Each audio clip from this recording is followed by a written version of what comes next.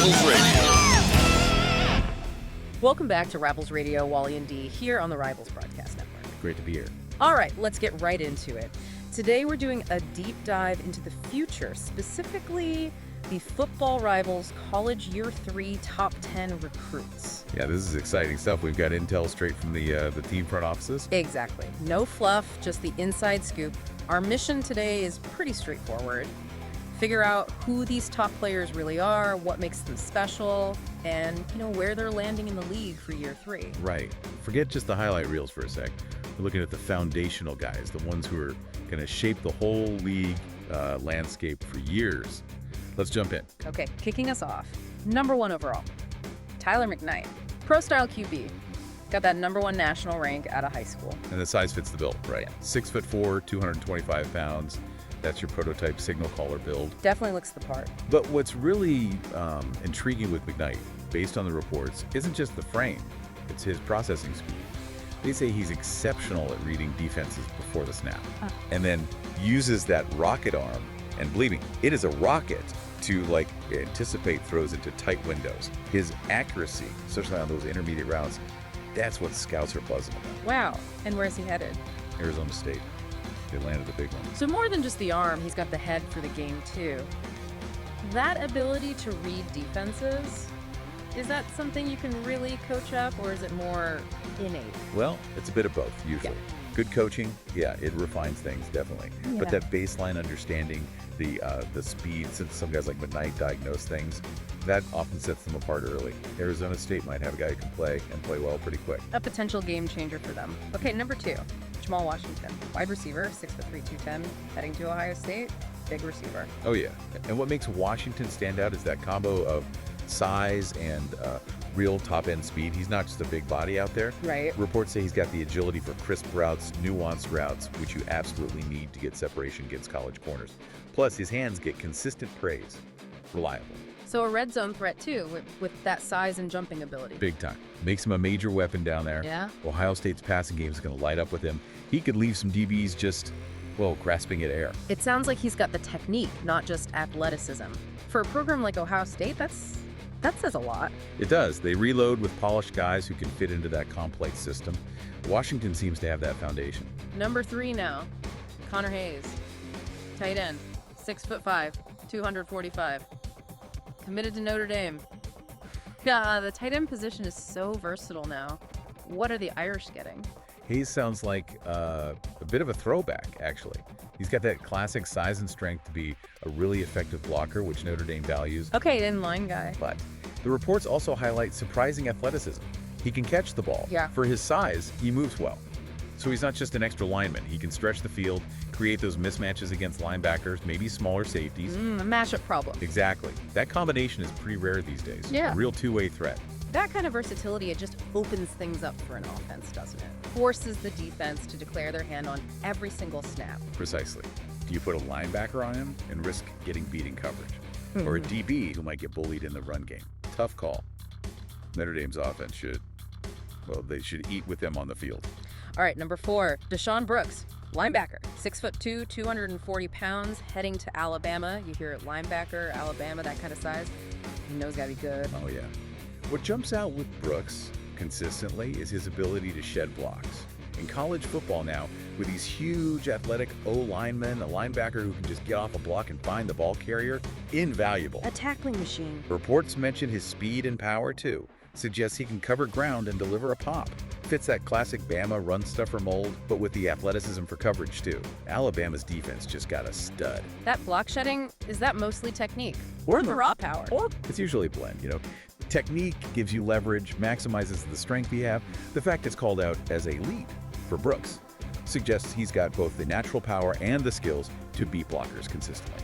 He'll be blowing up plays. Makes sense. Okay, rounding out the top 5. Alejandro Ramirez, running back, USC commit. 5'10", 215 pounds. Maybe not the tallest guy. No, but the skill set sounds electric.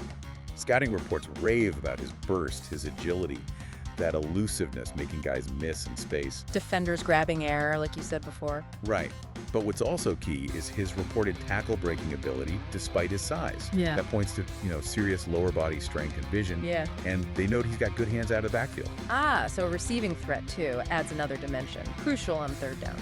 Totally. Makes him a 3-down threat, potentially. Yeah. USC's backfield is about to pop off with him. He could turn those short checkdowns into 50-yard sprints. All right, number 6, Ethan Blackwell. Defensive tackle, 6'3" years, 305, Georgia bound. You think Georgia defense, you think dominant D-line. Yeah. Sounds like he fits right in. He really does. Strengths listed. Strength, tackling, power moves. That's your classic run-stuffing DT right there. His ability to just command double teams is huge. Frees up the linebackers. Exactly. Lets them flow to the ball. And if he can push the pocket from the inside, that helps the whole defense. Georgia's D-line is going to be a problem again in year 3. Eating up double teams. It's not glamorous, but man, it's essential work. Couldn't agree more. A guy like that can wreck an entire offensive game plan just by controlling the line of scrimmage. Makes it tough to run the ball. Okay, number 7, Darius Knight, another wide receiver, 6'1" on 195, joining Clemson. Speed's mentioned, but the buzz seems to be about yards after catch. That's right, YAC. Knight generates a ton of excitement for his playmaking after he gets the ball. Agility, speed in the open field, turns short stuff into big gains. He can make something happen from basically nothing. A YAC king. Love those players. Game changers. A quick slant turns into 6 points just like that.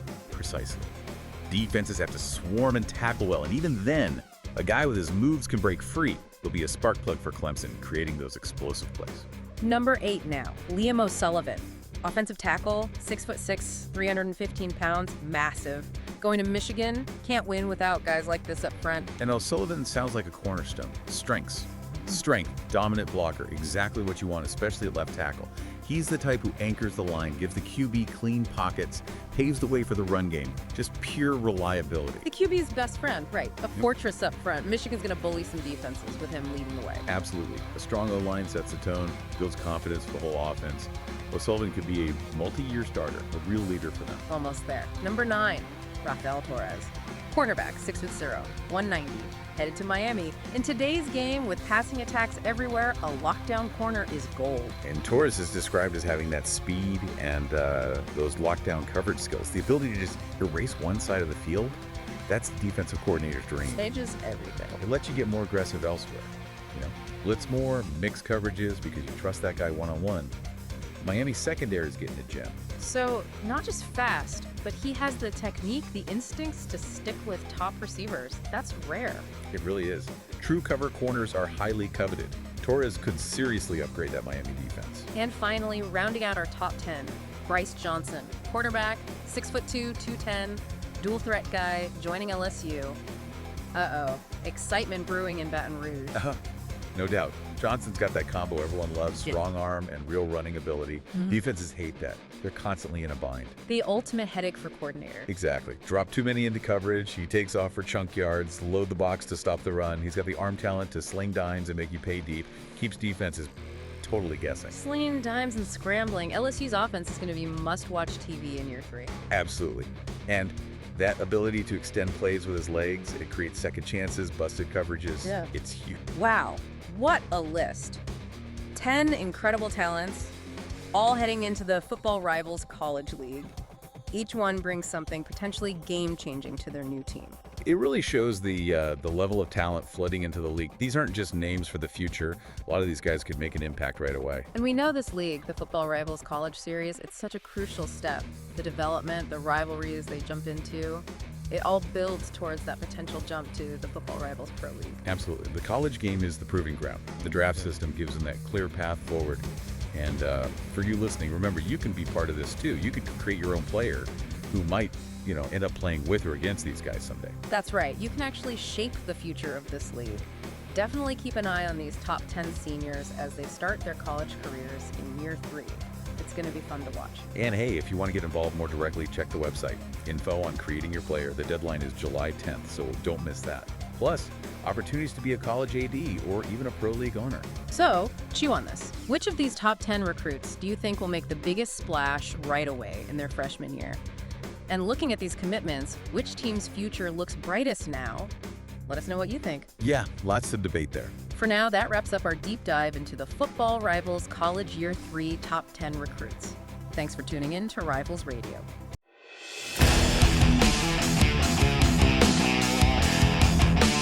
It's Rivals Radio.